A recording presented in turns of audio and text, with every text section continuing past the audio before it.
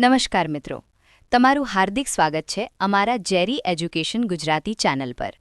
Video શરૂ કરતા પહેલા વિડિયો ગમે તો લાઇક જરૂર કરો, તમારા મિત્રો સાથે શેર કરો અને અમારા ચેનલને સબસ્ક્રાઇબ કરીને બેલ આઇકન દબાવવાનું ભૂલશો નહીં, જેથી દરેક નવી વિડિયોની નોટિફિકેશન તમને સૌથી પહેલા મળે. ચાલો મિત્રો, હવે આજનો મહત્વપૂર્ણ ટોપિક શરૂ કરીએ. નમસ્કાર. ચાલો આજે એક એવા વિષયની અંદર ડોક્યું કરીએ જે આપણે બધાએ શાળામાં ભણ્યો છે પણ કદાચ એને પૂરેપૂરો સમજ્યા નથી.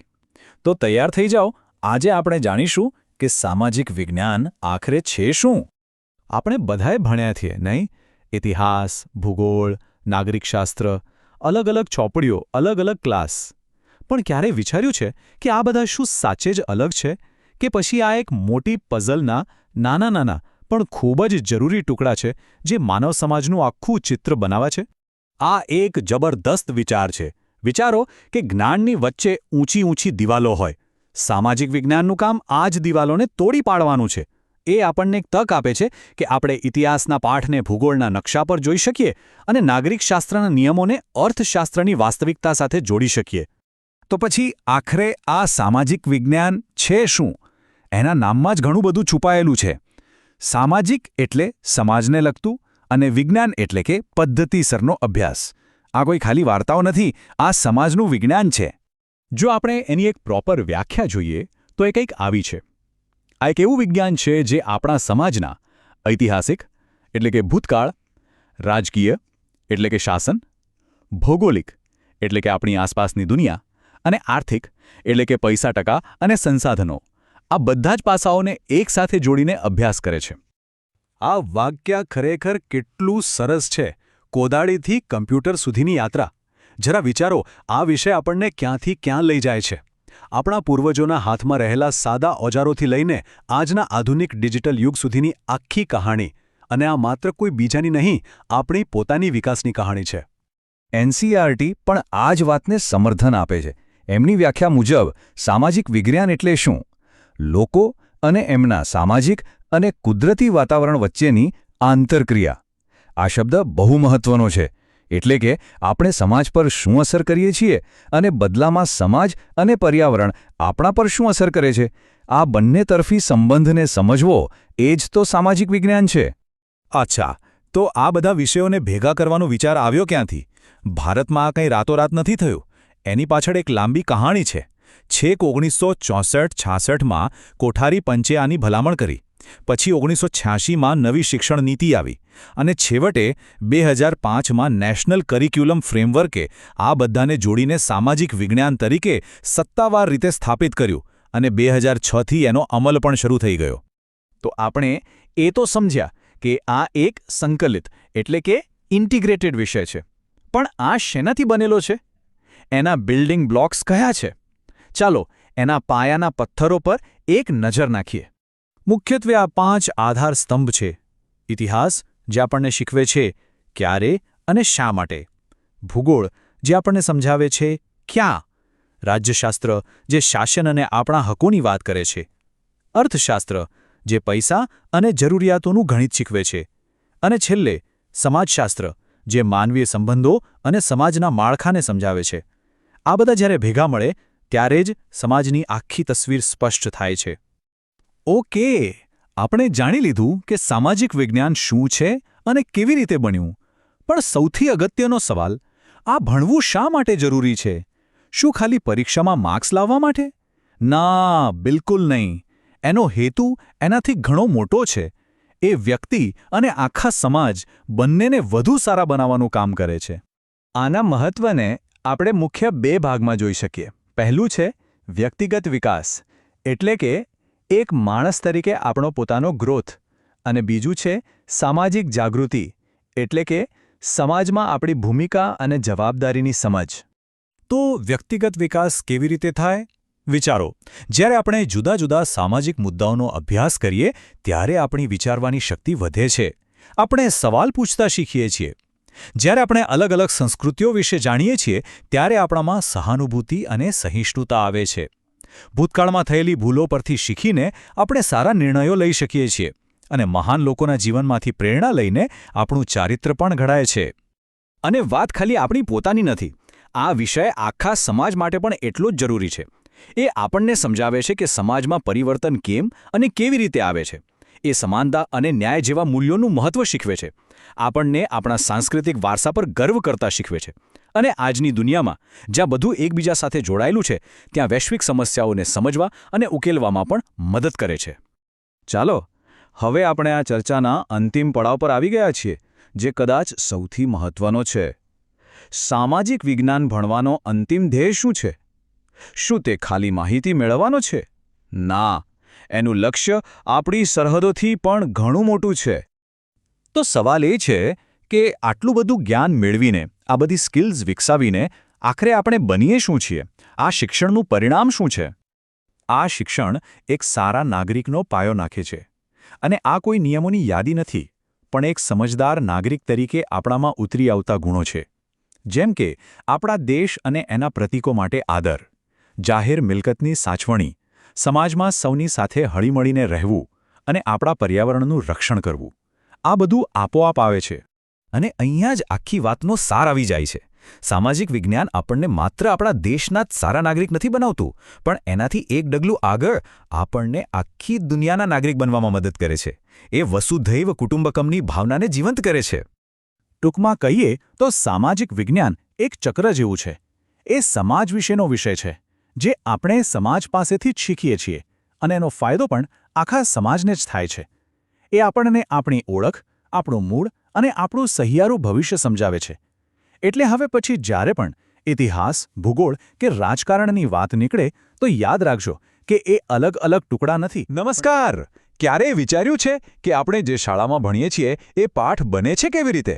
આજે આપણે શિક્ષણના પડદા પાછળ ઝાંકીશું અને એ સમજવાનો પ્રયત્ન કરીશું કે સામાજિક વિજ્ઞાનનો દરેક પાઠ, દરેક પ્રકરણ એ એક મોટા સુનિયોજિત નકશાનો ભાગ કેવી રીતે છે. ચાલો, એક સવાલથી શરૂઆત કરીએ. આપણે ઇતિહાસ, ભૂગોળ કે નાગરિકશાસ્ત્ર જેવા વિષયો શા માટે ભણીએ છીએ? શું એનો હેતુ ફક્ત તારીખો, નામો અને ઘટનાઓ ઘોખવાનો છે? કે પછી તેની પાછળ કોઈ બહુ મોકો અને ઊંડો હેતુ છુપાયેલો છે? ચાલો, આ સફરમાં સાથે મળીને એને શોધીએ. આને એક જટિલ પઝલની જેમ સમજો. શિક્ષણ એક પઝલ છે અને દરેક પાઠ, દરેક પ્રવૃત્તિ, દરેક પ્રકરણ એનો એક નાનો ટુકડો છે. કોઈ પણ ટુકડો ખોટી જગ્યાએ નથી. બધું જ એક મોટી અને સુંદર તસવીર બનાવવા માટે એકદમ કાળજીપૂર્વક ગોઠવવામાં આવ્યું છે. આ આખી યોજનાને સમજવા માટે આપણે બે મુખ્ય શબ્દોને ઓળખવા પડશે: ધ્યેયો અને હેતુઓ.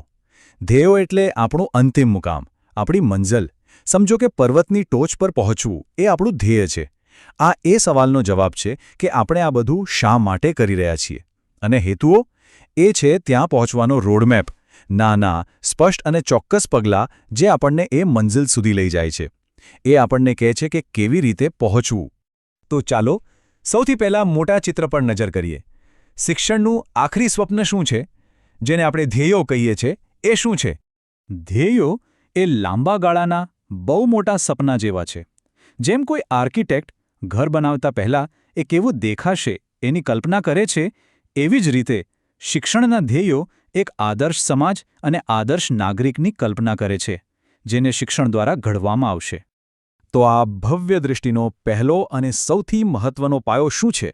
એ છે એક વધુ સારો, વધુ મજબૂત અને વધુ ન્યાયી સમાજ બનાવવો. પણ એનો મતલબ શું થાય? ચાલો જરા ઊંડાણમાં જોઈએ. જુઓ, આમાં સમાજના દરેક વ્યક્તિનું ભલું થાય એ જોવાનું છે. એકબીજા સાથે સહકાર અને આદરથી રહેતા શીખવવાનું છે. અને આખરે એક શાંતિપૂર્ણ દુનિયા બનાવવામાં મદદ કરવાની છે. ખરેખર આ બહુ મોટા અને મહત્વપૂર્ણ વિચારો છે, ખરું ને? પણ સારો સમાજ કોણ બનાવે? એના નાગરિકો. એટલે શિક્ષણનો બીજો મોટો ધ્યેય છે એવા નાગરિકો તૈયાર કરવા જેઓ માત્ર સારા જ નહીં પણ માહિતગાર અને જવાબદાર પણ હોય. આ માટે વિદ્યાર્થીઓને શીખવવામાં આવે છે કે દેશના કાયદા અને નીતિઓ કેવી રીતે બને છે. એમનામાં સારા નાગરિકના ગુણો વિકસાવવામાં આવે છે અને સાથે સાથે ગરીબી અને બેરોજગારી જેવા આપણા સમાજના વાસ્તવિક પડકારોને સમજવા માટે પણ તૈયાર કરવામાં આવે છે. હવે થોડી વ્યવહારિક વાત કરીએ. શિક્ષણ ફક્ત મોટા મોટા વિચારો અને આદર્શો વિશે નથી. એનો ત્રીજો મોટો ધ્યેય છે રોજિંદા જીવન માટે જરૂરી સાધનો અને કૌશલ્યો પૂરા પાડવાનું. જરા વિચારો, રોજબરોજની નાની મોટી સમસ્યાઓ ઉકેલવી, એક સ્માર્ટ ગ્રાહક બનવું અને સૌથી અગત્યનું પૈસાનું સંચાલન કરતા શીખવું. આ એવા કૌશલ્યો છે જે શાળા પૂરી થયા પછી તરત જ જીવનમાં કામ આવે છે. તો આપણે આર્કિટેક્ટની ભવ્ય દૃષ્ટિ એટલે કે ધ્યેયો તો જોઈ લીધા, પણ આ સુંદર દૃષ્ટિને વાસ્તવિકતામાં એટલે કે એક સાચા ઘરમાં કેવી રીતે ફેરવવામાં આવે? બ્લ્યુપ્રિન્ટ દ્વારા. શિક્ષણની દુનિયામાં આ બ્લ્યુપ્રિન્ટને જ હેતુઓ કહેવામાં આવે છે. સામાજિક વિજ્ઞાનના શિક્ષણ માટે આ 6 મુખ્ય આધારસ્તંભો છે. આ એ 6 પગલાં છે જે પેલા મોટા ધ્યેયોને વર્ગખંડમાં શીખવી શકાય તેવા પાઠમાં ફેરવે છે.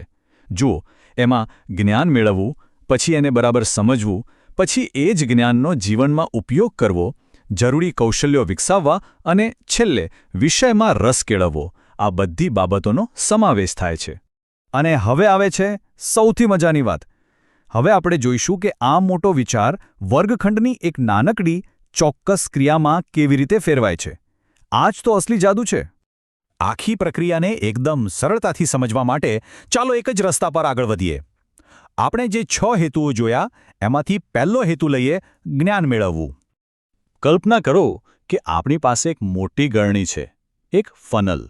એની ટોચ પર સૌથી પહોળો, સૌથી સામાન્ય હેતુ છે, વિદ્યાર્થીઓ સામાજિક વિજ્ઞાનનું જ્ઞાન મેળવે. આ બહુ મોટો અને વ્યાપક વિચાર છે, નહીં? હવે એ ગળણીમાં થોડો નીચે ઉતરીએ. એ મોટા વિષયની અંદર શિક્ષક એક ચોક્કસ મુદ્દા પર ધ્યાન કેન્દ્રિત કરે છે, જેમ કે લોકશાહી જેવા મૂળભૂત ખ્યાલનું જ્ઞાન મેળવવું. જો આપણે સામાન્યમાંથી ચોક્કસ તરફ આગળ વધી રહ્યા છીએ. અને અહીંયા આપણે ગરણીના સૌથી સાંકડા છેડા પર પહોંચી ગયા. અંતિમ પરિણામ એ એક નાની માપી શકાય તેવી ક્રિયા છે, જેમ કે વિદ્યાર્થી લોકશાહીની 2 વિશેષતાઓ જણાવી શકે છે. જોયું, આપણે એક મોટા ભવ્ય ધ્યેયથી શરૂઆત કરી અને એક નક્કર વાસ્તવિક કાર્ય સુધી પહોંચી ગયા. આ જ છે શિક્ષણની બ્લ્યુપ્રિન્ટ. સારું, તો આપણે આખું માળખું જોયું. ધ્યેયથી શરૂ કરીને વર્ગખંડના એક નાના કાર્ય સુધીની સફર કરી. પણ સવાલ એ છે કે આ બધી રચના અને આયોજન આટલું બધું મહત્વનું શા માટે છે? કારણ કે આ માળખું એ ખાતરી કરે છે કે વર્ગમાં થતી દરેક પ્રવૃત્તિનો કોઈક હેતુ છે. લોકશાહીની 2 વિશેષતાઓ યાદ કરવી એ માત્ર એક કવાયત નથી, પણ એક જવાબદાર નાગરિક બનાવવાના મોટા ધ્યેય તરફનું એક નાનું છતાં અત્યંત મહત્વનું પગલું છે. આ દરેક પાઠને એક અર્થ આપે છે. એક બહુ સરસ વાત છે કે અસરકારક બનવા માટે માર્ગદર્શકની નજરમાં મંઝિલ સ્પષ્ટ હોવી જોઈએ. મતલબ કે જો શિક્ષકને જ ખબર ન હોય કે તેઓ વિદ્યાર્થીઓને ક્યાં લઈ જવા માંગે છે, તો સફર કેવી રીતે પૂરી થશે? આ માળખું શિક્ષકોને એ મંઝિલ સ્પષ્ટ રીતે બતાવે છે. ટૂંકમાં કહીએ તો આ આખું માળખું અમૂર્ત વિચારોને મૂર્ત સ્વરૂપ આપે છે. તે સારા નાગરિકત્વ જેવા મોટા ભવ્ય વિચારને નાના વ્યવસ્થિત અને શીખવી શકાય તેવા પગલાઓમાં વહેંચી દે છે, જેનો અમલ વર્ગખંડમાં સરળતાથી કરી શકાય. તો આપણે શિક્ષણની આખી બ્લ્યુપ્રિન્ટ તો સમજી લીધી, પણ હવે અંતિમ અને કદાચ સૌથી મહત્વપૂર્ણ પ્રશ્ન બાકી છે. જો આ એક આદર્શ યોજના છે, તો વાસ્તવિક દુનિયામાં આપણી શાળાઓમાં આપણે આ ઘરનું નિર્માણ કેટલી સારી રીતે કરી રહ્યા છીએ? આ એક એવો પ્રશ્ન છે જેના પર આપણે સૌએ વિચારવું જોઈએ. અભ્યાસક્રમ આ શબ્દ સાંભળીએ ને એટલે તરત જ મગજમાં શું આવે? કદાચ જાડા પુસ્તકો, અઘરી પરીક્ષાઓ અને ક્યારેય ન પૂરું થતું હોમવર્ક, ખરું ને? પણ શું અભ્યાસક્રમ એટલે બસ આટલું જ? ના, આજે આપણે આ જાણીતા શબ્દ પાછળ છુપાયેલા એક બહુ જ ઊંડા અને રસપ્રદ અર્થને સમજવાના છીએ. તો ચાલો, આને સમજવા માટે આપણે એક નાનકડા કોયડાથી શરૂઆત કરીએ. હું શાળા જીવન સાથે જોડાયેલી કેટલીક વસ્તુઓ જણાવીશ, અને આપણે વિચારવાનું એ છે કે આ બધી બાબતોને કઈ એક વસ્તુ જોડે છે. તો તૈયાર છો? જરા વિચારો. એક પાઠ્યપુસ્તક છે, પછી છે રમતનું મેદાન, શાળાની રોજની એસેમ્બલી અને એક યાદગાર શૈક્ષણિક પ્રવાસ. આ બધી વસ્તુઓ આમ તો કેટલી અલગ અલગ લાગે છે, બરાબર? પણ આ બધામાં એક વસ્તુ કોમન છે. શું હોઈ શકે? સારું, સૌથી પહેલો જવાબ તો એ જ આવે કે વર્ગખંડમાં જે ભણાવવામાં આવે છે તે. અને સાચું પણ છે. આ સૌથી સ્પષ્ટ ભાગ છે જે આપણા સૌના મનમાં પહેલા આવે છે. પણ પછી આવે છે રમતનું મેદાન, જ્યાં આપણે માત્ર રમત નથી રમતા, પણ ટીમમાં કેવી રીતે કામ કરવું, ખેલદિલી શું છે અને હાર જીતને કેવી રીતે સ્વીકારવી એ બધું પણ શીખીએ છીએ. અને પુસ્તકાલયનું શું? એ શાંત જગ્યા જ્યાં જ્ઞાનનો ભંડાર છે. અહીં આપણે જાતે વાંચીને શીખીએ છીએ અને આપણી જિજ્ઞાસાને શાંત કરીએ છીએ. અને હા, આ બધું તો ઠીક, પણ શિક્ષકો સાથેની પેલી નાની મોટી વાતચીત જે આપણને પ્રેરણા આપે છે, આપણને ઘડે છે, આ બધું જ એક મોટા ચિત્રનો ભાગ છે. અને એ મોટા ચિત્રનું નામ જ છે અભ્યાસક્રમ. તો હવે આપણા પેલા કોયડાનો જવાબ મેળવવાનો સમય આવી ગયો છે. અને આ શબ્દનું મૂળ તો ખરેખર બહુ જ રસપ્રદ છે. અંગ્રેજી શબ્દ કરિક્યુલમ લેટિન શબ્દ કરેરે પરથી આવ્યો છે. અને કરેરેનો અર્થ થાય છે દોડનો માર્ગ. મતલબ કે શિક્ષણ જો એક દોડ હોય તો અભ્યાસક્રમ એ રસ્તો છે જેના પર વિદ્યાર્થીઓ પોતાના ધ્યેય સુધી પહોંચવા માટે દોડે છે. કેટલું સુંદર રૂપક છે, નહીં? પહેલાંના સમયમાં લોકો માનતા કે અભ્યાસક્રમ એટલે ફક્ત વર્ગખંડમાં ભણાવાતા વિષયો, એટલે કે આપણે શું ભણીએ છીએ બસ એટલું જ. પણ હવે આધુનિક દૃષ્ટિકોણ બહુ જ વિશાળ છે. એ કહે છે કે શાળામાં વિદ્યાર્થીને મળતા તમામ અનુભવોનો સરવાળો એટલે અભ્યાસક્રમ. એ માત્ર શું ભણવું એ નથી, પણ અનુભવો દ્વારા કેવી રીતે ભણવું એ પણ છે. આ વિષય પર કનિંગહામનું એક બહુ જ સરસ અવતરણ છે. એ કહે છે કે અભ્યાસક્રમ એક કલાકાર એટલે કે શિક્ષકના હાથમાં એક સાધન છે, જેનાથી તે પોતાની સામગ્રી એટલે કે વિદ્યાર્થીને પોતાના સ્ટુડિયો એટલે કે શાળામાં પોતાના આદર્શો મુજબ ઘાટ આપે છે. આનો મતલબ એ થયો કે અભ્યાસક્રમ કોઈ નિર્જીવ વસ્તુ નથી, પણ એક જીવંત અને સર્જનાત્મક પ્રક્રિયા છે. તો પછી આધુનિક અભ્યાસક્રમમાં આવે શું? જુઓ, સિલેબસ તો ખરો જ, પણ એની સાથે વર્ગની પ્રવૃત્તિઓ, રમતગમત, સાંસ્કૃતિક કાર્યક્રમો, પ્રવાસો, આરોગ્ય સેવાઓ, સમાજ સેવા. ટૂંકમાં કહીએ તો શાળાનું આખું વાતાવરણ જ અભ્યાસક્રમ છે. હવે સમજાયું કે પેલી શરૂઆતની બધી બાબતો કેવી રીતે એકબીજા સાથે જોડાયેલી છે? સારું, તો આપણે એ તો સમજી ગયા કે અભ્યાસક્રમ શું છે. પણ હવે એ સવાલ થાય કે એક સારું, એક આદર્શ અભ્યાસક્રમ કેવો હોવો જોઈએ? એની પણ એક ચોક્કસ રૂપરેખા છે. ચાલો એના પર એક નજર કરીએ. જો, કોઈપણ સારા અભ્યાસક્રમનો મૂળભૂત સિદ્ધાંત એક જ છે. એણે ફક્ત વિદ્યાર્થીના મગજનો વિકાસ નથી કરવાનો, પણ એના સંપૂર્ણ વ્યક્તિત્વનો વિકાસ કરવાનો છે. એનો ધ્યેય એક સર્વાંગી વિકસિત વ્યક્તિ તૈયાર કરવાનો છે. આ રૂપરેખાનો પહેલો ભાગ વિદ્યાર્થી પર કેન્દ્રિત છે. અભ્યાસક્રમ જીવનલક્ષી હોવો જોઈએ. મતલબ કે જે શાળા પછી વાસ્તવિક જીવનમાં કામ આવે. એ પ્રવૃત્તિ આધારિત હોવો જોઈએ, કારણ કે આપણે કંઈક કરીને વધુ સારી રીતે શીખી શકીએ છીએ. એણે વ્યવહારુ કૌશલ્યોનો વિકાસ કરવો જોઈએ. અને હા, એ વિદ્યાર્થીઓની ઉંમર અને સમજને અનુરૂપ હોવો જોઈએ. હવે બીજો ભાગ છે સમાજ પર ધ્યાન કેન્દ્રિત કરવાનો. એક સારો અભ્યાસક્રમ સારા અને જવાબદાર નાગરિકોનું નિર્માણ કરે છે. એ ભવિષ્યના વ્યવસાય માટે એક દૃષ્ટિકોણ આપે છે, સામાજિક વિકાસમાં મદદરૂપ થાય છે અને સૌથી અગત્યનું, એ રાષ્ટ્રીય એકતાની ભાવનાને મજબૂત કરે છે. અને છેલ્લો અને ત્રીજો ભાગ ભવિષ્ય પર ધ્યાન કેન્દ્રિત કરે છે. એક સારો અભ્યાસક્રમ હંમેશા લવચીક એટલે કે પરિવર્તનશીલ હોવો જોઈએ, જેથી સમય સાથે બદલી શકાય. તે વર્તમાન ઘટનાઓ સાથે જોડાયેલો હોવો જોઈએ. તેમાં વિજ્ઞાન અને ટેકનોલોજીનો સમાવેશ થવો જ જોઈએ અને તે વિદ્યાર્થીને ઘરથી લઈને સમગ્ર વિશ્વ સાથે જોડનારો હોવો જોઈએ. સારું, આ બધી તો થઈ આદર્શ વાતો, પણ વાસ્તવિક દુનિયામાં શું? શું આ સિદ્ધાંતો ખરેખર લાગુ પડે છે? ચાલો આપણે આ માપદંડો પર એક વાસ્તવિક અભ્યાસક્રમને ચકાસીને જોઈએ. આ માટે આપણે ગુજરાત રાજ્યના ધોરણ 8 થી 10ના સામાજિક વિજ્ઞાનના અભ્યાસક્રમની સમીક્ષા પર એક નજર નાખીશું અને જોઈશું કે આપણે જે આદર્શ રૂપરેખાની ચર્ચા કરી એના પર તે કેટલો ખરો ઉતરે છે. તો આ રહ્યું એનું એક નાનકડું રિપોર્ટ કાર્ડ. પહેલાં ખૂબીઓની વાત કરીએ તો આ અભ્યાસક્રમ વર્તમાન પ્રવાહો સાથે જોડાયેલો છે. એ તાર્કિક વિચારસરણીને પ્રોત્સાહન આપે છે અને એના પુસ્તકો પણ સારી ગુણવત્તાના છે. પણ સિક્કાની બીજી બાજુ પણ છે. કેટલીક ખામીઓ પણ છે. જેમ કે તેમાં ગુજરાત વિશેની માહિતી ઓછી છે, તે વધુ પડતો પરીક્ષા પર ધ્યાન કેન્દ્રિત કરે છે અને તેમાં પ્રવૃત્તિ આધારિત શિક્ષણ માટે પૂરતો અવકાશ નથી. આ બતાવે છે કે સિદ્ધાંત અને વ્યવહારમાં હંમેશા થોડો તફાવત તો રહેવાનો જ. તો આ આખી ચર્ચાનો સાર શું છે? આ બધું આપણને એક બહુ જ મહત્વના વિચાર તરફ લઈ જાય છે. અને આ એક વાક્ય આખી વાતને સુંદર રીતે સમજાવી દે છે. અભ્યાસક્રમ એટલે સંપૂર્ણ શાળાકીય જીવનનું પ્રતિનિધિત્વ. એ માત્ર પુસ્તકો નથી, પરંતુ શાળાનો દરેક નાનો મોટો અનુભવ છે જે આપણને ઘડે છે. એ શિક્ષણ જગતનો એ છુપ્પો સ્થપતિ છે જે આપણા ભવિષ્યનું નિર્માણ કરે છે. તો અંતે એક સવાલ જે વિચારવા જેવો છે. પોતાના શાળાના દિવસોને યાદ કરીએ તો શાળા જીવનનો એક કયો હિસ્સો હતો જે વર્ગખંડની બહારનો હતો પણ જેણે જીવનનો સૌથી મોટો પાઠ ભણાવ્યો?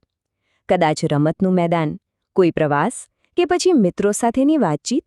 આના પર જરૂર વિચારજો. ક્યારે વિચાર્યું છે કે અમુક શિક્ષકો કેમ આટલા યાદગાર હોય છે જ્યારે બીજા બસ ભૂલાઈ જાય છે? વેલ, એ કોઈ જાદુ નથી. એની પાછળ એક ખાસ કૌશલ્ય છે, એક બ્લૂપ્રિન્ટ. આજે આપણે એ જ બ્લૂપ્રિન્ટને ખોલીને જોવાના છીએ જે એક સારા શિક્ષકને એક મહાન શિક્ષકમાં ફેરવી દે છે. ચાલો એક વિચાર કરીએ. એક માસ્ટર એથ્લીટ, એક જબરદસ્ત સંગીતકાર અને એક એવા શિક્ષક જે આપણને હંમેશા પ્રેરણા આપે. આ ત્રણેયમાં ભલા શું કોમન હોઈ શકે? પહેલી નજરે તો લાગે કે કંઈ નહીં, પણ એમની સફળતાનું રહસ્ય એક જ જગ્યાએ છુપાયેલું છે. અને એ રહસ્ય છે ઝીણાવટભર્યું, એકદમ વિચારપૂર્વકનું આયોજન. જુઓ, કોઈ પણ ફિલ્ડમાં હોય, ટોચ પર પહોંચવું એ ક્યારેય નસીબની વાત નથી હોતી. એની પાછળ હંમેશા એક મજબૂત પ્લાન અને જોરદાર તૈયારી હોય જ છે. આ વાતને સમજવા માટે આનાથી સારો કોઈ દાખલો નથી. વિચારો, એક જહાજ છે, પણ એની પાસે સુકાન નથી. તોફાની દરિયામાં એ ક્યાં જશે? બસ આમ તેમ ફંગોળાશે, રાઈટ? બસ એવું જ થાય છે જ્યારે એક શિક્ષક પ્લાન વગર ક્લાસમાં જાય છે, દિશા વગર, હેતુ વગર. આમાં નુકસાન કોને? વિદ્યાર્થીઓના ભવિષ્યને અને શિક્ષકની પોતાની મહેનતને પણ. તો આજે આપણે આખી વાતને સ્ટેપ બાય સ્ટેપ સમજીશું. પહેલાં તો એ સુકાન વિનાના જહાજવાળી વાતને ઊંડાણમાં જોઈશું. પછી આયોજનના બ્લૂપ્રિન્ટ એટલે કે એના ફાયદાઓ વિશે જાણીશું. ત્યાંથી આગળ વધીશું વર્ષથી દિવસ સુધીના પ્લાનિંગ પર. પછી જોઈશું કે શિક્ષકો પાસે કયા ખાસ સાધનો હોય છે. અને છેલ્લે માઇક્રો લેસન જેવી એકદમ રસપ્રદ ટેકનિક પર પણ નજર નાખીશું. તો ચાલો આપણા પહેલા મુદ્દા પર આવીએ. સુકાન વિનાનું જહાજ. આ કંઈ કહેવત નથી, આ એક હકીકત છે. જ્યારે કોઈ શિક્ષક પ્લાન વગર ક્લાસમાં જાય ત્યારે માત્ર દિશા જ નથી ગુમાવતા, પણ કિંમતી સમય, શક્તિ અને ક્લાસરૂમના બધા સાધનો બધું જ વેડફાય છે. એક સ્પષ્ટ યોજના જ છે જે શિક્ષણને સાચો અર્થ અને દિશા આપે છે. ઓકે, તો આ બધી સમસ્યાઓનો ઉકેલ શું? જવાબ છે આયોજનનો બ્લૂપ્રિન્ટ.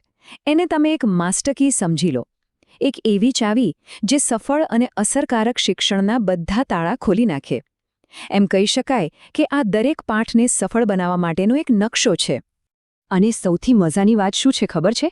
આયોજનનો પહેલો અને સૌથી મોટો ફાયદો તો ખુદ શિક્ષકને જ થાય છે. વિચારો, જ્યારે તમને બધી ખબર હોય કે આજે શું ભણાવવાનું છે, કેવી રીતે ભણાવવાનું છે, તો ક્લાસમાં જવાનો કોન્ફિડન્સ જ અલગ લેવલનો હોય છે. બીજો ફાયદો એ છે કે સંસાધનોનો શ્રેષ્ઠ ઉપયોગ થાય છે.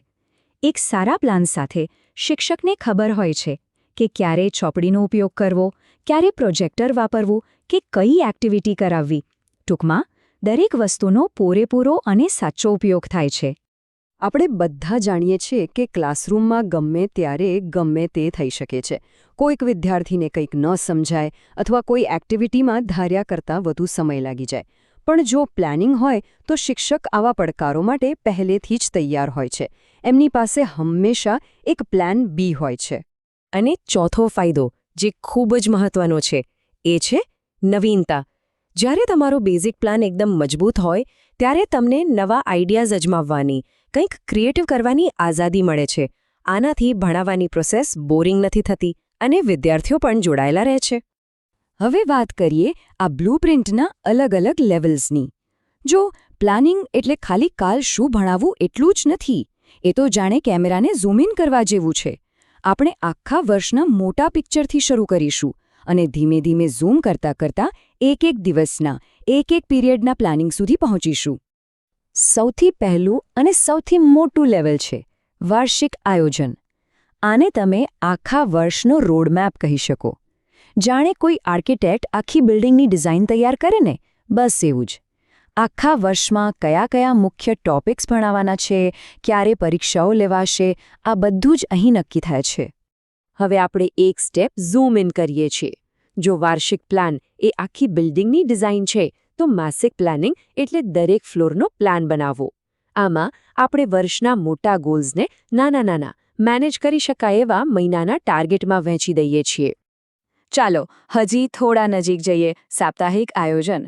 આ તો જાણે એ ફ્લોર પરના એક રૂમનું ઇન્ટિરિયર ડિઝાઇન કરવા જેવું છે.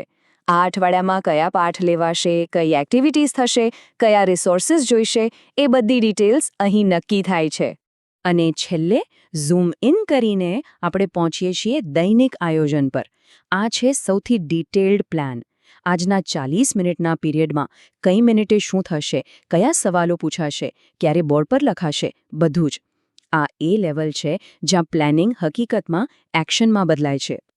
ઓકે, તો આપણે પ્લાનિંગના અલગ લેવલ્સ તો જોયા, પણ આ પ્લાન્સને અમલમાં મૂકવા માટે શિક્ષકો કયા સાધનો વાપરે છે? ચાલો હવે વાત કરીએ પાઠ યોજનાઓ એટલે કે લેસન પ્લાન્સના જુદા પ્રકારોની. લેસ્ટર બી સેન્ડ્સે શું સરસ વાત કહી છે કે પાઠ યોજના એ માત્ર એક કાગળ પર લખેલા મુદ્દા નથી. એ તો શિક્ષકના મનમાં ચાલતું એક ચિત્ર છે, એક વિઝ્યુઅલાઇઝેશન છે કે ક્લાસમાં વિદ્યાર્થીઓ કેવો અનુભવ કરશે. આ એકદમ ઊંડી વાત છે.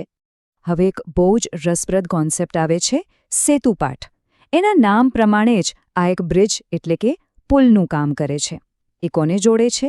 એક તરફ છે નાની ટીચિંગ સ્કિલ્સની પ્રેક્ટિસ અને બીજી તરફ છે આખો ક્લાસ લેવાનો અનુભવ.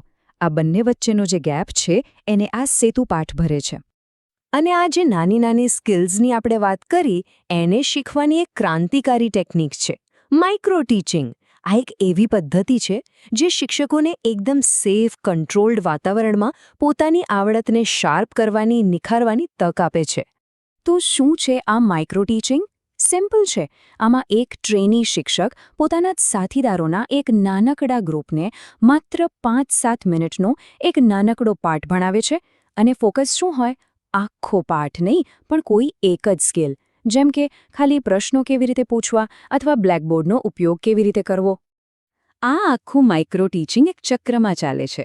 અહીં જોઈ શકાય છે કે આ એક સતત ચાલતી પ્રક્રિયા છે, એક ફીડબેક લૂપ છે. આનાથી સુધારો સતત થતો રહે છે અને સ્કિલ્સ વધુને વધુ સારી બનતી જાય છે. ચાલો આ ચક્રના સ્ટેપ્સ જોઈએ. પહેલું, શીખવું. એ 5-7 મિનિટનો લેસન આપો. બીજું, ફીડબેક લો. તમારા સાથીદારો અને સુપરવાઇઝર તમને જણાવશે કે શું સારું હતું અને ક્યાં સુધારો કરવો. ત્રીજું, એ ફીડબેકના આધારે ફરીથી પ્લાન બનાવો. ચોથું, એ સુધારેલો પાઠ ફરીથી ભણાવો, પણ આ વખતે નવા ગ્રુપને. અને પાંચમું, ફરીથી ફીડબેક લો. આનાથી લર્નિંગ બહુ ઝડપી અને અસરકારક બને છે. તો આટલું બધું કેમ કામ કરે છે? કારણ કે એ આખા ક્લાસરૂમની જટિલતાને ઘટાડી દે છે. એક સમયે બસ એક જ સ્કિલ પર ફોકસ કરવાનું હોય છે. વાતાવરણમાં કોઈ પ્રેશર નથી હોતું, એટલે આત્મવિશ્વાસ વધે છે. અને સૌથી અગત્યનું, તરત જ ફીડબેક મળે છે, જેથી ભૂલો સુધારવાની તક તરત જ મળી જાય. તો આપણે જોયું કે એક ઝીણવટભર્યું આયોજન, એક માસ્ટર બ્લુપ્રિન્ટ કેવી રીતે આખા ક્લાસરૂમનું ચિત્ર બદલી શકે છે. આજના વિશ્લેષણના અંતે એક સવાલ વિચારવા જેવો છે.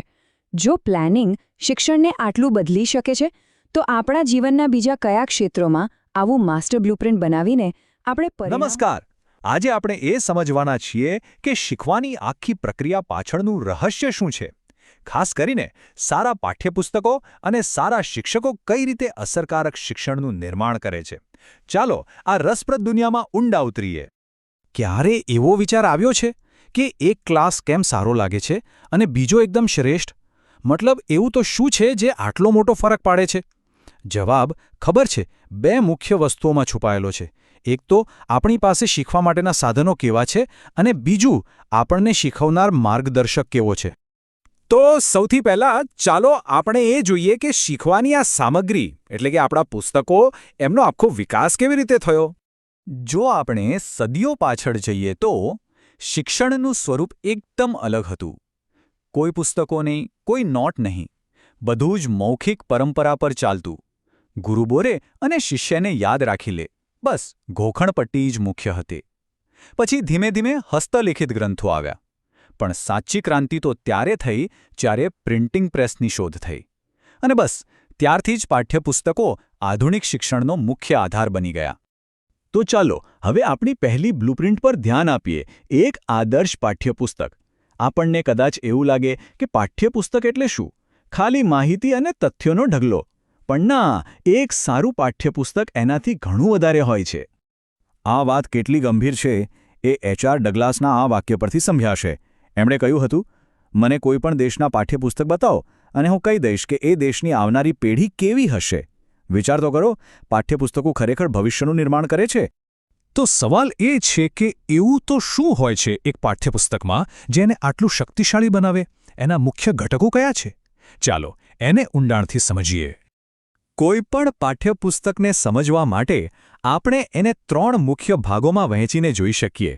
પહેલું છે એનો બાહ્ય દેખાવ, બીજું એની અંદરની સામગ્રી અને ત્રીજું એ શીખવામાં કેવી રીતે મદદ કરે છે તે.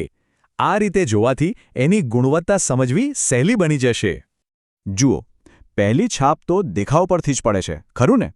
પુસ્તકનું કવર જો આકર્ષક હોય તો એને ખોલવાનું મન થાય. કાગળની ક્વોલિટી અને બાઇન્ડિંગ મજબૂત હોવા જરૂરી છે, નહીતર વર્ષ પૂરું થતાં પહેલાં જ એના પાના છૂટા પડી જાય. અને હા, કિંમત એ પણ પોસાય એવી હોવી જોઈએ જેથી બધા લોકો એને ખરીદી શકે. હવે વાત કરીએ પુસ્તકના સૌથી મહત્વના ભાગની, એની અંદર શું લખેલું છે એની. ભાષા એકદમ સરળ અને સમજાય એવી હોવી જોઈએ, બરાબર? માહિતીમાં કોઈ ભૂલ ન ચાલે અને એ અપ ટુ ડેટ હોવી જોઈએ. અને સૌથી અગત્યનું, એમાં આપેલા ઉદાહરણો એ એવા હોવા જોઈએ કે આપણને લાગે કે અરે હા, આ તો આપણા જીવન સાથે જોડાયેલું છે. ત્યારે જ ભણવાની સાચી મજા આવે. અને છેલ્લે આવે છે એનું લર્નિંગ એન્જિન, એટલે કે એ તત્વો જે આપણને માત્ર વાંચવા માટે નહીં પણ વિચારવા માટે પણ મજબૂર કરે. જેમ કે દરેક પ્રકરણ પછી આપેલા પ્રશ્નો, એટલે કે સ્વાધ્યાય. એનાથી આપણને ખબર પડે કે આપણને કેટલું સમજાયું. અને હા, એક સારો સારાંશ, આખા પ્રકરણનું પુનરાવર્તન ફટાફટ થઈ જાય. તો ચાલો એક વાસ્તવિક ઉદાહરણ જોઈએ. જ્યારે સામાજિક વિજ્ઞાનના પાઠ્યપુસ્તકોનું વિશ્લેષણ કરવામાં આવ્યું ત્યારે કેટલીક રસપ્રદ બાબતો સામે આવી. ધોરણ 8, 9 અને 10 ત્રણેયના પુસ્તકોમાં બાઇન્ડિંગ અને ચિત્રો જેવા બાહ્ય ગુણો તો સારા હતા, પણ લગભગ બધામાં એક મોટી ખામી હતી. ચેપ્ટરના અંતે કોઈ સારાંશ નહોતો અને આગળ શું વાંચવું એના માટે કોઈ સંદર્ભ સૂચિ પણ નહોતી. એટલે કે લર્નિંગ એન્જિન થોડું નબળું હતું. તો પાઠ્યપુસ્તકની વાત તો થઈ ગઈ, પણ એક ઉત્તમ પાઠ્યપુસ્તક પણ અધૂરું છે એક સારા માર્ગદર્શક વગર, એટલે કે એક સારા શિક્ષક વગર. એટલે જ તો સર જ્હોન એડમ્સે શિક્ષકને માણસના નિર્માતા કહ્યા છે. ચાલો હવે આ બીજા અને કદાચ સૌથી મહત્વના બ્લુપ્રિન્ટને સમજીએ. એક આદર્શ શિક્ષકના ગુણોને સમજવા માટે TEACHER શબ્દ બહુ સરસ છે. T એટલે ટેક્ટફુલ, એટલે કે વ્યવહાર કુશળ. E એટલે એફિશિયન્ટ, એટલે કે કાર્યદક્ષ. આ રીતે દરેક અક્ષર એક એવા ગુણને દર્શાવે છે જે શિક્ષકને ખરેખર મહાન બનાવે છે. જેમ કે વિનમ્રતા, પ્રામાણિકતા અને સૂઝબૂઝ. આ બધા ગુણો મળીને વિદ્યાર્થી પર એક જાદુઈ અસર કરે છે.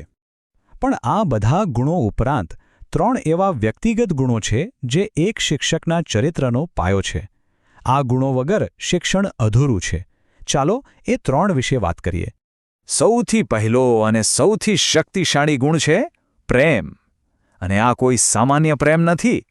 આ એવો નિસ્વાર્થ પ્રેમ છે જે એક માતાને પોતાના બાળક માટે હોય છે. જ્યારે શિક્ષક પોતાના વિદ્યાર્થીઓને આટલી ઊંડી લાગણીથી જુએ છે ત્યારે ભણાવવું એ માત્ર નોકરી નથી રહેતી, એ એક મિશન બની જાય છે. બીજો ગુણ છે પ્રસન્નતા. કલ્પના કરો એવા શિક્ષકની જે હંમેશા હસતા અને ખુશમિજાજ હોય. એમના આવવાથી જ આખો ક્લાસરૂમ પોઝિટિવ એનર્જીથી ભરાઈ જાય. એ ક્યારેય પોતાની સમસ્યાઓનો ભાર ક્લાસમાં નથી લાવતા. આવા વાતાવરણમાં ભણવાની મજા જ કંઈક ઓર હોય છે. અને ત્રીજો, કદાચ થોડો અસામાન્ય લાગતો ગુણ છે પ્રકૃતિ પ્રેમ. જે શિક્ષક પ્રકૃતિ સાથે જોડાયેલો હોય એ શિક્ષણને 4 દિવાલોની બહાર લઈ જઈ શકે છે. એ પાઠને ઝાડ, ફૂલ, નદી આ બધા સાથે જોડીને જીવંત બનાવી દે છે. આનાથી શીખવાનો અનુભવ વધુ સમૃદ્ધ બને છે. તો આના પરથી શું સમજાય છે? એક મહાન શિક્ષકમાં 2 બાબતોનો સંગમ જરૂરી છે. એક તરફ એમની વ્યાવસાયિક કુશળતા, એટલે કે વિષયનું જ્ઞાન, ભણાવવાની કળા, અને બીજી તરફ એમના વ્યક્તિગત ગુણો, એટલે કે એમનું ચરિત્ર, પ્રામાણિકતા, સહાનુભૂતિ, આશાવાદ. જ્યારે આ કળા અને ચરિત્ર બંને ભેગા થાય છે ત્યારે જ એક અવિસ્મરણીય શિક્ષકનું નિર્માણ થાય છે. સારું, તો આપણે પાઠ્યપુસ્તકની બ્લુપ્રિન્ટ જોઈ અને શિક્ષકની બ્લુપ્રિન્ટ પણ જોઈ. હવે આ બંનેને જોડીને જોઈએ કે આખું ચિત્ર કેવું બને છે. પાને આ રીતે સમજી શકાય, એક ઉત્તમ પાઠ્યપુસ્તક એ એક શક્તિશાળી સાધન જેવું છે. જેમ કે સંગીતકાર માટે વાયોલિન, પણ એ વાયોલિનમાંથી સંગીત તો કલાકાર એટલે કે શિક્ષક જ પેદા કરી શકે છે. અને આ જ સૌથી મહત્વની વાત છે. આ બંનેમાંથી એક પણ એકલું પૂરતું નથી. દુનિયાનું શ્રેષ્ઠ પુસ્તક પણ એક સારા શિક્ષક વગર જીવંત ન થઈ શકે, અને એક મહાન શિક્ષકને પણ સારા સાધનની જરૂર પડે છે. બંને એકબીજાના પૂરક છે. તો આખા વિશ્લેષણનો સાર શું છે? એકદમ સરળ. ઉત્તમ સાધનો એટલે કે સારા પાઠ્યપુસ્તકો અને ઉત્તમ માર્ગદર્શકો એટલે કે મહાન શિક્ષકો. જ્યારે આ બંને ભેગા થાય ત્યારે જ આપણને મળે છે અવિસ્મરણીય શિક્ષણ. તો ચાલો આ વાતને અહીં પૂરી કરતા પહેલા એક નાનકડો વિચાર કરીએ. પોતાના કોઈ મનપસંદ શિક્ષકને યાદ કરો. એવું તો શું હતું એમનામાં? કયો એવો ગુણ હતો જેના કારણે એ આજે પણ યાદ છે? આ સવાલનો જવાબ વિચારવાથી આજે આપણે જે કંઈ પણ ચર્ચા કરી એ બધું જ વધુ સ્પષ્ટ અને ક્યારેય એવું વિચાર્યું છે કે શાળાનું શિક્ષણ ફક્ત ક્લાસરૂમની 4 દિવાલો સુધી જ કેમ સીમિત રહે? શું એનાથી આગળ કશું ન હોઈ શકે? વેલ, આજે આપણે એક એવા જ પાવરફુલ ફ્રેમવર્ક વિશે વાત કરીશું જે શિક્ષણને ક્લાસરૂમની બહાર લઈ જાય છે, અને એનું નામ છે સામાજિક વિજ્ઞાન મંડળ. ચાલો આ આખા કોન્સેપ્ટને ઊંડાણથી સમજીએ. તો આજે આપણે કઈ રીતે આગળ વધીશું? સૌથી પહેલાં તો આપણે એ સમજીશું કે પરંપરાગત શિક્ષણની મર્યાદાઓ શું છે. પછી સામાજિક વિજ્ઞાન મંડળ એટલે શું એની વાત કરીશું. એ પછી આવું મંડળ બનાવવું હોય તો કઈ રીતે બને, એ શિક્ષણને કેવી રીતે એકદમ જીવંત બનાવી દેશે, અને સૌથી છેલ્લે વિદ્યાર્થીઓ પર એની શું લાંબા ગાળાની અસર થાય છે એ પણ જોઈશું. તો ચાલો શરૂઆત કરીએ એકદમ મૂળભૂત સવાલથી. શિક્ષણનો સાચો હેતુ છે શું? અને શું આજની જે ક્લાસરૂમ સિસ્ટમ છે એ એને પૂરો કરવામાં ક્યાંક ને ક્યાંક અવરોધ તો નથી બની રહી? એટલે અહીં એક બહુ મોટો પ્રશ્ન ઊભો થાય છે. શું માત્ર ચોપડીઓ અને વર્ગખંડનું જ્ઞાન કોઈપણ વિદ્યાર્થીના સંપૂર્ણ એટલે કે સર્વાંગી વિકાસ માટે પૂરતું ગણી શકાય? અને જો નહીં તો એની ખાતરી કઈ રીતે કરવી? અને જવાબ એકદમ સ્પષ્ટ છે, ખરું ને? સાચું શિક્ષણ એટલે માત્ર પરીક્ષાના માર્ક્સ નહીં, એનાથી ઘણું બધું વધારે છે. એમાં વિદ્યાર્થીનો સાંસ્કૃતિક, સામાજિક અને વ્યક્તિગત વિકાસ આ બધું જ આવી જાય. હવે જરા વિચારો, કોઈ પ્રોજેક્ટ પર કામ કરવું હોય, કોઈ સર્વે કરવો હોય, આ બધી પ્રેક્ટિકલ સ્કિલ્સ વર્ગખંડમાં કઈ રીતે શીખવી શકાય? એ લગભગ અશક્ય છે. આવા અનુભવો માટે તો ક્લાસની 4 દિવાલોની બહાર નીકળવું જ પડે. તો પછી આ પડકારનો ઉકેલ શું? વેલ, અહીં જ એન્ટ્રી થાય છે સામાજિક વિજ્ઞાન મંડળના કોન્સેપ્ટની. એક એવો વિચાર જે શિક્ષણને વધુ ગતિશીલ અને જીવંત બનાવવાનો રસ્તો ખોલે છે. હવે આ સામાજિક વિજ્ઞાન મંડળ છે શું? એકદમ સાદા શબ્દોમાં સમજીએ તો આ વિદ્યાર્થીઓની જ એક સંસ્થા છે, જેને વિદ્યાર્થીઓ પોતે જ ચલાવે છે. શિક્ષકોનું કામ માત્ર માર્ગદર્શન આપવાનું હોય છે. અને એનો મુખ્ય હેતુ શું? બસ ક્લાસરૂમની દિવાલો તોડીને શિક્ષણને વાસ્તવિક દુનિયા સાથે જોડી દેવાનું. અને જુઓ, આને કોઈ વધારાની પ્રવૃત્તિ તરીકે જોવાની ભૂલ ન કરતા. આ તો સૈદ્ધાંતિક જ્ઞાન એટલે કે થિયરી અને વાસ્તવિક દુનિયાનો અનુભવ એટલે કે પ્રેક્ટિકલ, એ બે વચ્ચેનો એક મજબૂત પુલ છે જે આખી સ્કૂલના માહોલને એકદમ જીવંત બનાવી દે છે. ઓકે, તો સવાલ એ છે કે કોઈ શાળા આ મંડળની શરૂઆત કરે તો કરે કઈ રીતે? સારી વાત એ છે કે એના માટે એકદમ સ્પષ્ટ અને લોકતાંત્રિક માળખું, એક બ્લુપ્રિન્ટ તૈયાર જ છે. આ કે પ્રોસેસ છે ને એ ખરેખર બહુ જ રસપ્રદ છે. જુઓ, શૈક્ષણિક વર્ષની શરૂઆતમાં એક જાહેરાત થાય, પછી એક બંધારણ ઘડાય, ત્યાર પછી સભ્યોની નોંધણી થાય, અને છેવટે એકદમ લોકશાહી રીતે કારોબારી સમિતિની નિમણૂક કરવામાં આવે. બધું જ એકદમ વ્યવસ્થિત અને સ્ટેપ બાય સ્ટેપ. હવે જેમ કોઈ પણ મોટી સંસ્થા હોય, એનો પાયો, એનું બંધારણ હોય છે. અહીં પણ એવું જ છે. આ મંડળની કરોડરજ્જુ એનું બંધારણ છે, જેમાં બધું જ સ્પષ્ટ હોય છે. મંડળના ઉદ્દેશ્યો શું છે, કોણ સભ્ય બની શકે, ચૂંટણી કેવી રીતે થશે, કઈ કઈ પ્રવૃત્તિઓ થશે, બધું જ, જે કે આખું કામ વ્યવસ્થિત રીતે ચાલે. અને આમાં સૌથી મહત્વની વાત, અને મને લાગે છે કે આ જ આ કોન્સેપ્ટનો આત્મા છે, એ છે વિદ્યાર્થી નેતૃત્વ. પ્રમુખ, ઉપપ્રમુખ, ખજાનચી આ બધી જ ભૂમિકાઓ માટે સભ્યો દ્વારા જ મતદાન થાય છે, એકદમ લોકશાહી ઢબે, જે તેમને વાસ્તવિક જીવનની પ્રક્રિયાનો એક સરસ અનુભવ પણ આપે છે. ચાલો, મંડળનું માળખું તો તૈયાર થઈ ગયું, પણ ગાડી ચાલશે કઈ રીતે? એનું એન્જિન શું છે? એ છે એની પ્રવૃત્તિઓ, અને અહીં જ શિક્ષણ ખરા અર્થમાં જીવંત બને છે. તો સૌપ્રથમ એવી પ્રવૃત્તિઓ જોઈએ જે વિદ્યાર્થીઓની બોલવાની અને વિચારવાની શક્તિને એક નવી ધાર આપે છે. અને આ પ્રવૃત્તિઓમાં વેરાયટી તો જુઓ. એક તરફ વિદ્યાર્થીઓ જાતે ક્વિઝનું આયોજન કરે છે, તો બીજી તરફ બેરોજગારી કે પછી આપત્તિ વ્યવસ્થાપન જેવા ગંભીર વિષયો પર બહારના નિષ્ણાતોના વ્યાખ્યાન પણ ગોઠવાય છે. બોલવાની કળા તો ઠીક, પણ વાત અહીં પૂરી નથી થતી. આ મંડળ વિદ્યાર્થીઓની સર્જનાત્મકતા અને સંશોધન કરવાની જે વૃત્તિ હોય તેને પણ પ્રોત્સાહન આપે છે. આલ્બમ બનાવવા, સ્ક્રેપબુક તૈયાર કરવી, શાળાના મેગેઝિન માટે આર્ટિકલ લખવા, આ બધી પ્રવૃત્તિઓ શું કરે છે? એ વિદ્યાર્થીઓને શીખવે છે કે માહિતીને રસપ્રદ રીતે રજૂ કઈ રીતે કરી શકાય. પણ ખરી મજા તો હવે આવે છે, જ્યારે વિદ્યાર્થીઓ ખરેખર ક્લાસરૂમની બહાર નીકળે છે અને સીધા સમાજ સાથે, વાસ્તવિક દુનિયા સાથે જોડાય છે. વિચારો, શૈક્ષણિક પ્રવાસો ગોઠવવા, પર્યાવરણ દિવસ પર વૃક્ષારોપણ કરવું, કે પછી કુદરતી આફતો વખતે સામાજિક સેવા કરવી, આ પ્રવૃત્તિઓ માત્ર એક અમૂલ્ય અનુભવ જ નથી આપતી, પણ એક સારા અને જવાબદાર નાગરિક બનવાના બીજ પણ રોપે છે. ઓકે, તો આ બધી પ્રવૃત્તિઓ થઈ, આટલી બધી મહેનત થઈ, પણ એનું ફળ શું? આઉટકમ શું? આ મંડળ વિદ્યાર્થીઓના જીવન પર આખરે શું અસર પાડે છે? ઘણીવાર એવું બને છે કે કેટલાક વિદ્યાર્થીઓ વર્ગમાં થોડા શરમાળ હોય છે, બોલતા અચકાય છે. જ્યારે આ મંડળ તેમને કોઈ જવાબદારી સોંપે છે, ત્યારે ધીમે ધીમે તેમનામાં આત્મવિશ્વાસ જાગે છે, તેમની જાહેરમાં બોલવાની ક્ષમતા પણ સુધરે છે. અને આની અસર માત્ર વ્યક્તિગત નથી, એનાથી પણ ઘણી મોટી છે.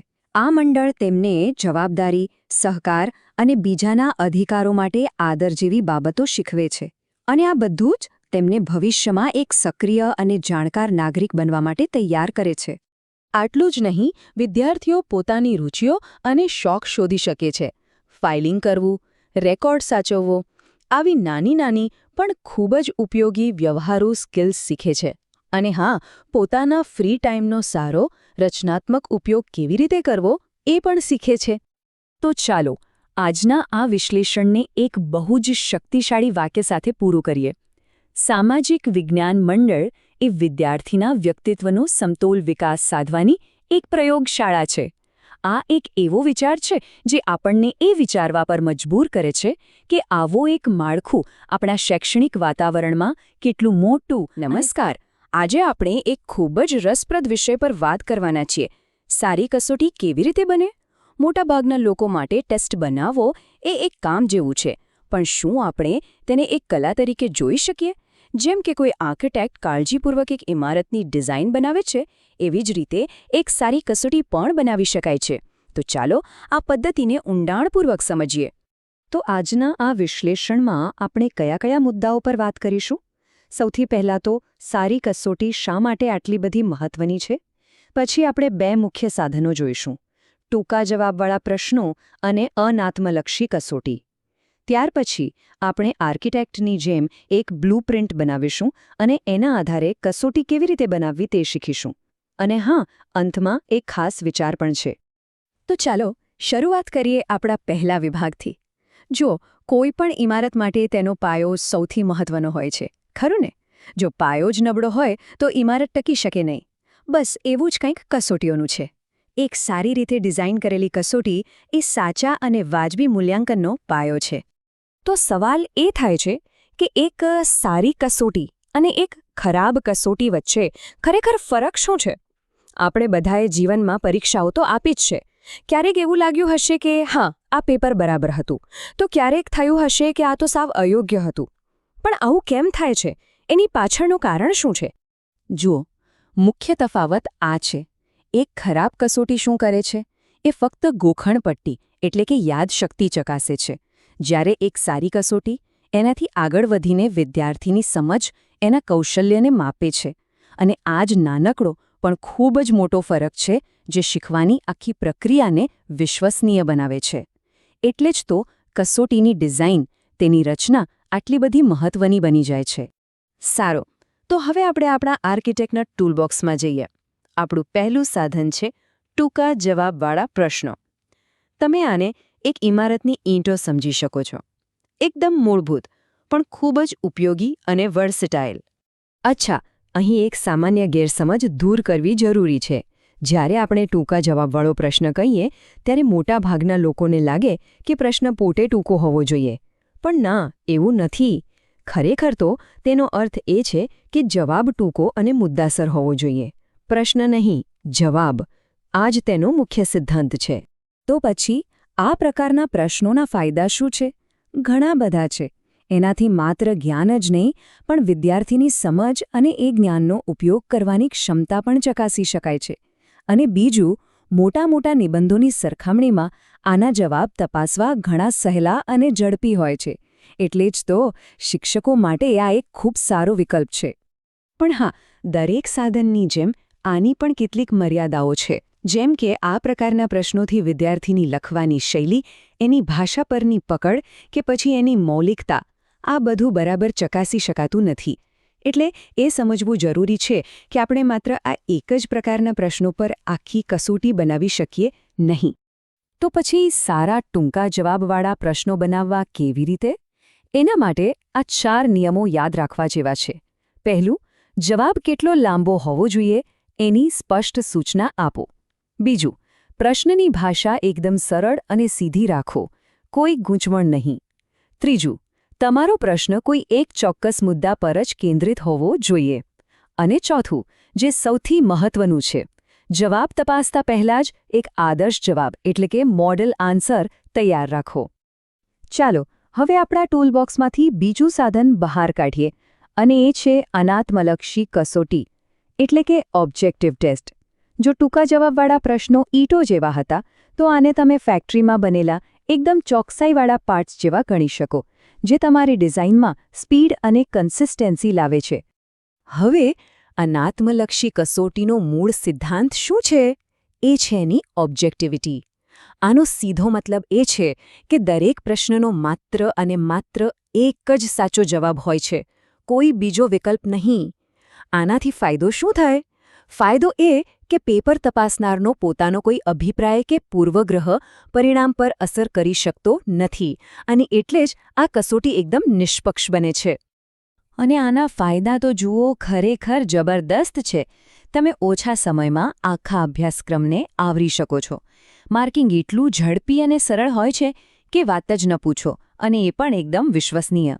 પક્ષપાતનો તો સવાલ જ નથી. અને હા, વિદ્યાર્થીઓ માટે ગપ્પા મારીને કે અંદાજો લગાવીને પાસ થવું પણ ઘણું મુશ્કેલ બની જાય છે. પણ દરેક વસ્તુની જેમ આની પણ કેટલીક નબળાઈઓ છે. એક તો, સારા ઓબ્જેક્ટિવ પ્રશ્નો બનાવવા એ સહેલું કામ નથી. એ એક કળા છે અને એમાં ખૂબ સમય અને મહેનત લાગે છે. બીજું, આનાથી તમે વિદ્યાર્થીની ઊંડી વિચારસરણી કે એની સર્જનાત્મકતા ચકાસી શકતા નથી.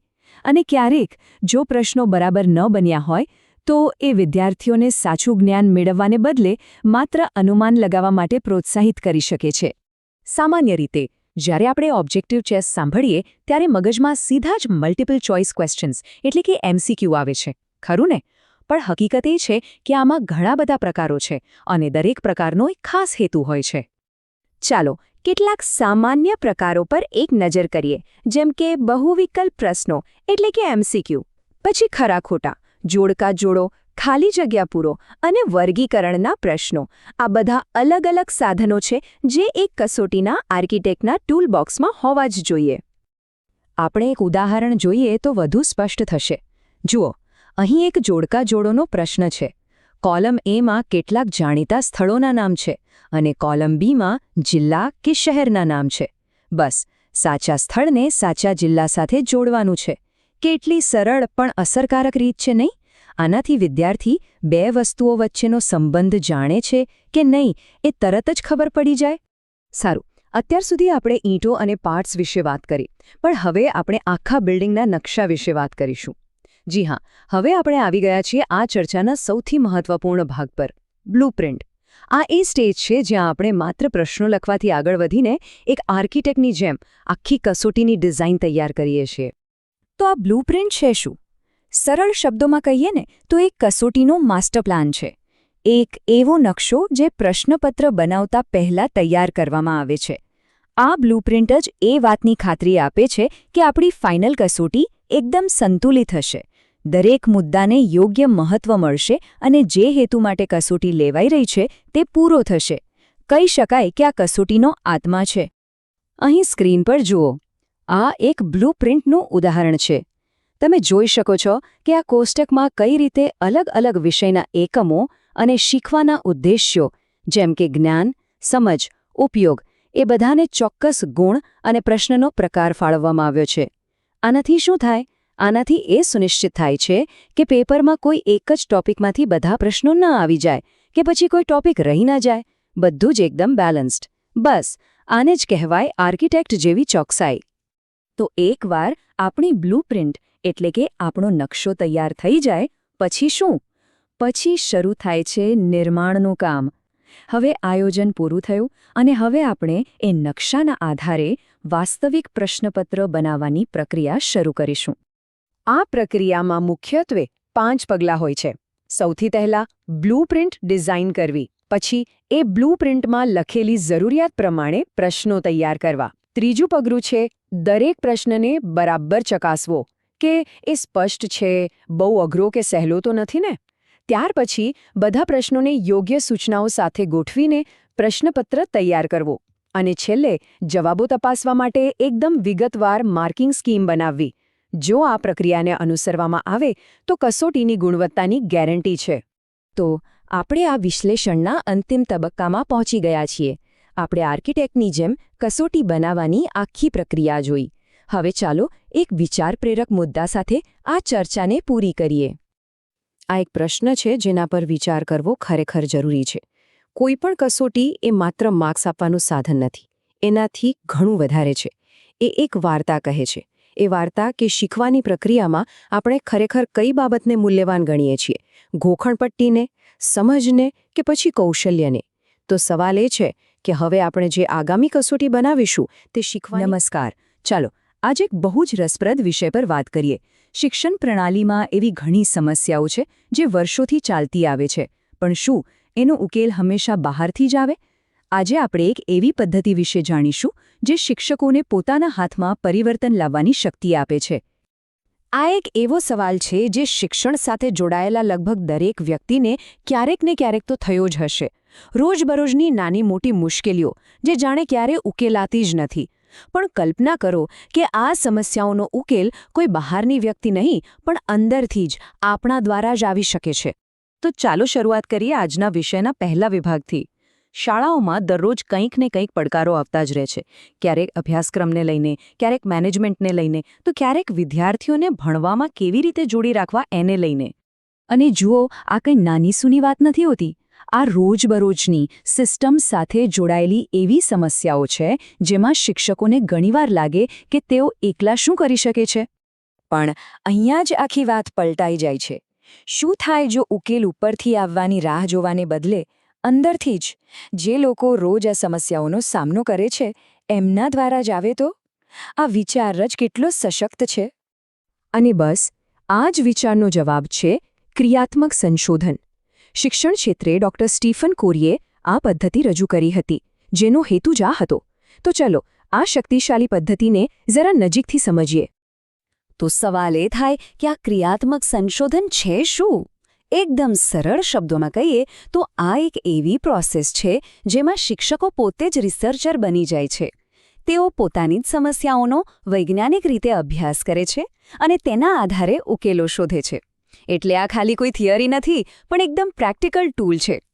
આ એક વાક્ય છે ને, એ આખી ફિલોસોફીનો સાર કહી દે છે. અહીંયા રિસર્ચ કોઈ બહારના એક્સપર્ટ નથી કરતા, પણ એ જ શિક્ષકો કરે છે જેઓ વર્ગખંડની સાચી હકીકતને જાણે છે, રોજ અનુભવે છે. અને આ પદ્ધતિની સૌથી મોટી ખાસિયત એ છે કે એ ખૂબ જ ફ્લેક્સિબલ છે.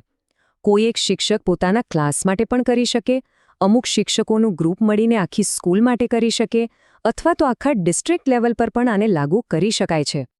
એટલું જ નહીં, એનો ઉપયોગ પણ બહુ બહોળો છે. ભણાવવાની રીત સુધારવી હોય, સિલેબસમાં કંઈક ફેરફાર કરવો હોય, સ્ટુડન્ટ્સના ડેવલપમેન્ટ પર કામ કરવું હોય કે પછી સ્કૂલના મેનેજમેન્ટને વધુ સારું બનાવવું હોય, ક્રિયાત્મક સંશોધન લગભગ દરેક જગ્યાએ કામ આવી શકે છે. સારું, થિયરી તો સમજાઈ ગઈ, પણ આ પ્રેક્ટિકલી કરવું કેવી રીતે? હવે એના પર આવીએ. ચાલો, એની એકદમ સરળ 4 સ્ટેપની કાર્યયોજના જોઈએ. આખી પ્રોસેસને આપણે 4 સિમ્પલ સ્ટેપ્સમાં સમજી શકીએ. પહેલું, પ્રોબ્લેમ શું છે એ બરાબર ઓળખો અને એના વિશે માહિતી ભેગી કરો. બીજું, એ માહિતીના આધારે એક અંદાજ લગાવો, જેને આપણે હાઇપોથેસિસ કહીએ, કે જો હું આવું કરીશ તો આવું પરિણામ આવી શકે છે. ત્રીજું, તમે જે ઉકેલ વિચાર્યો છે એને અમલમાં મૂકો. અને ચોથું, અને સૌથી અગત્યનું, એના પરિણામોને માપો અને વિચારો કે આમાંથી શું શીખવા મળ્યું. અને પછી આ ચક્ર ફરી શરૂ થાય. આ એક સતત ચાલતી સુધારણાની પ્રક્રિયા છે. કોઈ પણ થિયરી કે સ્ટેપ્સ વાસ્તવિક ઉદાહરણ વગર અધૂરા લાગે, ખરું ને? તો ચાલો હવે એક રિયલ વર્લ્ડ કેસ સ્ટડી જોઈએ, જેથી ખબર પડે કે આ બધું વ્યવહારમાં ખરેખર કેવું દેખાય છે. તો સમસ્યા કંઈક આવી હતી. એક હાઈસ્કૂલમાં ધોરણ 11ના લગભગ 20% વિદ્યાર્થીઓ એવા હતા જેમને અસાઇનમેન્ટ સમજવામાં સતત તકલીફ પડતી હતી. તેઓ હંમેશા મૂંઝવણમાં રહેતા. તો રિસર્ચના પહેલા ભાગમાં વિદ્યાર્થીઓ સાથે વાત કરીને જાણવાનો પ્રયાસ થયો કે આખરે તકલીફ ક્યાં છે, અને એમાંથી આ 5 મુખ્ય કારણો સામે આવ્યા. પણ જ્યારે આ કારણો પર વિદ્યાર્થીઓનો ફીડબેક લેવામાં આવ્યો, ત્યારે જે આંકડા સામે આવ્યા એ ખરેખર આંખ ખોલી નાખે એવા હતા. જુઓ, 90% વિદ્યાર્થીઓ માનતા હતા કે સમય ઓછો પડે છે, અને 80%નું કહેવું હતું કે સૂચનાઓ જ સ્પષ્ટ નથી હોતી અને કામ પણ બહુ વધારે હોય છે. હવે સંશોધક પાસે એકદમ નક્કર ડેટા હતો કે ક્યાં ફોકસ કરવું. આ ડેટાના આધારે એક બહુ જ સરળ અને સ્પષ્ટ હાઇપોથેસિસ બનાવવામાં આવી કે જો શિક્ષક સૂચનાઓ વધુ સ્પષ્ટ રીતે આપે અને કામ કરવા માટે થોડો વધુ સમય ફાળવે તો વિદ્યાર્થીઓની એસાઇનમેન્ટને લગતી મૂંઝવણ ઓછી થઈ જશે. બસ આ જ તો છે ક્રિયાત્મક સંશોધનનું હાર્દ. આ ઉદાહરણ પરથી એક વાત તો સ્પષ્ટ થાય છે કે કેવી રીતે નાના અને ચોક્કસ ફેરફારો પણ મોટી અસર લાવી શકે છે. તો હવે ચાલો આ પદ્ધતિના વ્યાપક મહત્વ પર એક નજર નાખીએ. જુઓ, દરેક સિક્કાની 2 બાજુ હોય છે. આ પદ્ધતિના ફાયદા તો સ્પષ્ટ છે. એ શિક્ષકોને સશક્ત બનાવે છે, શાળામાં એક નવી ઊર્જા અને ગતિશીલતા લાવે છે, અને સૌથી મોટી વાત, વાસ્તવિક સમસ્યાઓના ઝડપી ઉકેલો આપે છે. પણ સામે એની કેટલીક મર્યાદાઓ પણ છે જેને આપણે નજરઅંદાજ ન કરી શકીએ. જેમ કે શિક્ષકો પાસે સમયની અછત હોય છે.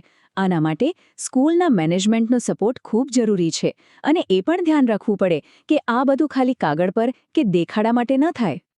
તો આ આખી ચર્ચા પછી એક સવાલ સાથે સમાપન કરીએ. જરા વિચારો, આપણી આસપાસ, આપણા કામના સ્થળે એવી કઈ એક નાની સમસ્યા છે જેનો જો આ રીતે વૈજ્ઞાનિક ઢબે અભ્યાસ કરવામાં આવે તો કદાચ એક મોટો અને સકારાત્મક ફેરફાર લાવી શકાય. આ વિચારવા શિક્ષણને વધુ અસરકારક અને ખબર છે યાદગાર કેવી રીતે બનાવી શકાય. આજે આપણે એવા શૈક્ષણિક સાધનો વિશે જાણીશું જે શીખવાની આખી પ્રક્રિયાને ખરેખર જીવંત બનાવી દે છે.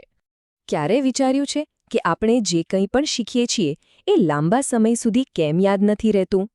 શું ફક્ત વાંચીને કે સાંભળીને જે શીખીએ એ ખરેખર કાયમી બની શકે?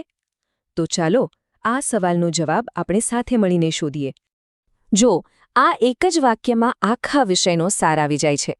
આનો સીધો સાદો મતલબ એ જ છે કે જ્યારે આપણે શીખવા માટે આપણી એક કરતાં વધુ ઇન્દ્રિયોનો ઉપયોગ કરીએ, જેમ કે આંખથી જોવું, કાનથી સાંભળવું અને હાથથી કંઈક કરવું, ત્યારે શીખવાની પ્રક્રિયા ખૂબ જ મજબૂત બને છે અને એ જ્ઞાન લાંબા સમય સુધી યાદ રહે છે. અને આ જ વાત આપણને એ સમજાવે છે કે જે આપણી પરંપરાગત શિક્ષણ પદ્ધતિઓ છે એ કદાચ પૂરતી નથી. તો શિક્ષણને ફક્ત એક પ્રવચન કે લેક્ચર કરતાં વિશેષ કઈ રીતે બનાવી શકાય, ચાલો એ જોઈએ. વિચારો, જ્યારે શિક્ષણ ફક્ત એક વ્યાખ્યાન જેવું હોય ત્યારે વિદ્યાર્થીઓ બસ સાંભળ્યા કરે છે, એક રીતે નિષ્ક્રિય જ રહે છે. પણ જેવી શૈક્ષણિક સાધનોની એન્ટ્રી થાય છે એ જ વિદ્યાર્થીઓ સક્રિય રીતે ભાગ લેવા માંડે છે, સવાલો પૂછે છે અને વિષયને ઊંડાણપૂર્વક સમજે છે. આનાથી જ તો શિક્ષણ જીવંત બને છે. ચાલો એક શિક્ષકના ટૂલબોક્સમાં નજર કરીએ. એમાં નકશા, ચાર્ટ, મોડેલ અને હવે તો ડિજિટલ સાધનો જેવા કેટલાય પાવરફુલ ટૂલ્સ હોય છે. આ બધા સાધનો શિક્ષણને વધુ અસરકારક બનાવે છે. તો ચાલો જાણીએ કે આ સાધનોના મુખ્ય પ્રકારો કયા છે. જો આ સાધનોને મુખ્યત્વે 3 ભાગમાં વહેંચી શકાય. પહેલા છે દૃશ્ય સાધનો, એટલે કે વિઝ્યુઅલ એડ્સ, જે આપણને વિષયને જોવાની તક આપે છે. બીજા છે શ્રાવ્ય સાધનો, એટલે કે ઓડિયો એડ્સ, જે સાંભળીને સમજવામાં મદદ કરે છે. અને ત્રીજા, જે સૌથી પાવરફુલ છે, એ છે દૃશ્ય શ્રાવ્ય સાધનો, જે આંખ અને કાન બંનેનો ઉપયોગ કરીને શીખવાનો સૌથી મજબૂત અને યાદગાર અનુભવ આપે છે. હવે આ સાધનો ખરેખર ખૂબ શક્તિશાળી છે, એમાં કોઈ શંકા નથી, પણ એનો ઉપયોગ કરવામાં અમુક પડકારો પણ આવે છે. તો ચાલો તેના ફાયદા અને પડકારો બંને પર એક નજર નાખીએ, જેથી આપણે બંને બાજુની વાત સમજી શકીએ. એક બાજુ આ સાધનોના ફાયદા એ છે કે તે શીખેલી વાતને લાંબા સમય સુધી યાદ રાખવામાં મદદ કરે છે અને વિદ્યાર્થીઓનો રસ જાળવી રાખે છે.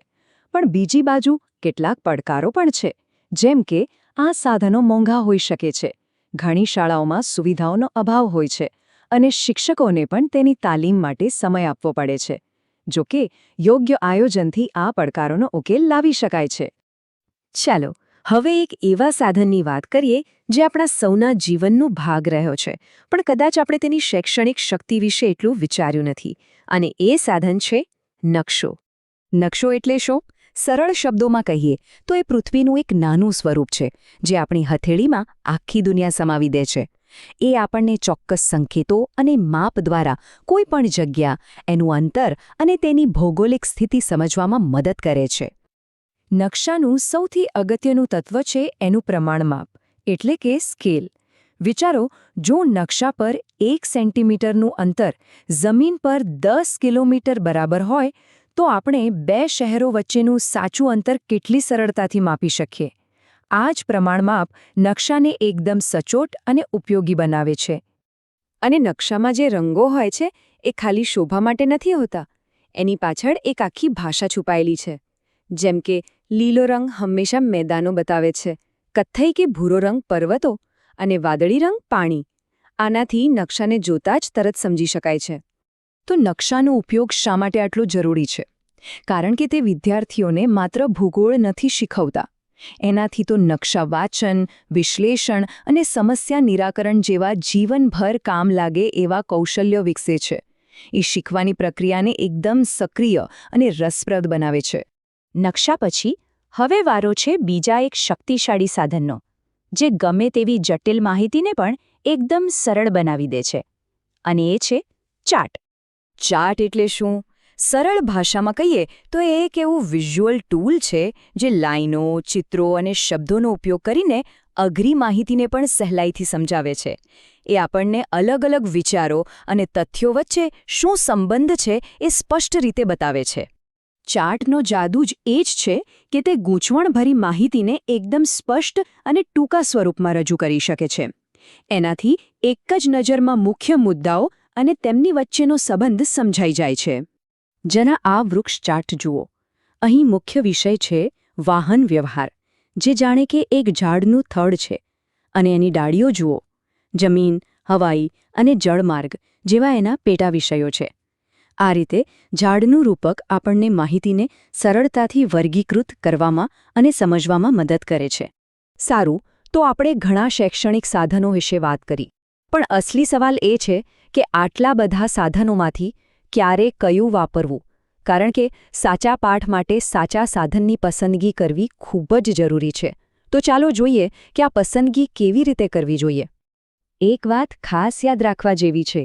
આ શૈક્ષણિક સાધનો માત્ર મનોરંજન માટે નથી. એમનો મુખ્ય હેતુ શિક્ષણને વધુ સરળ, વધુ અસરકારક અને વાસ્તવિક બનાવવાનો છે, જેથી વિદ્યાર્થીઓ વિષય સાથે ઊંડાણપૂર્વક જોડાઈ શકે. તો કોઈ પણ સાધન પસંદ કરતા પહેલા આ 4 બાબતો ધ્યાનમાં રાખવી જોઈએ. પહેલું, વિદ્યાર્થીની ઉંમર અને સમજ. બીજું, તે વિષય સાથે સુસંગત છે કે નહીં. ત્રીજું, તે આકર્ષક છે કે નહીં. અને ચોથું, તેમાં આપેલી માહિતી સ્પષ્ટ અને સાચી હોવી જોઈએ. જો આ 4 વાતોનું ધ્યાન રાખવામાં આવે તો પસંદ કરેલું સાધન શિક્ષણના હેતુને ચોક્કસપણે પૂર્ણ કરશે. તો આ બધી ચર્ચા પછી એ વિચારવું રહ્યું કે ભવિષ્યના વર્ગખંડોમાં શીખવાની પ્રક્રિયાને વધુ જીવંત અને યાદગાર બનાવવા માટે કયા નવા સાધનોનો ઉપયોગ કરી શકાય છે. બસ આ જ વિચાર સાથે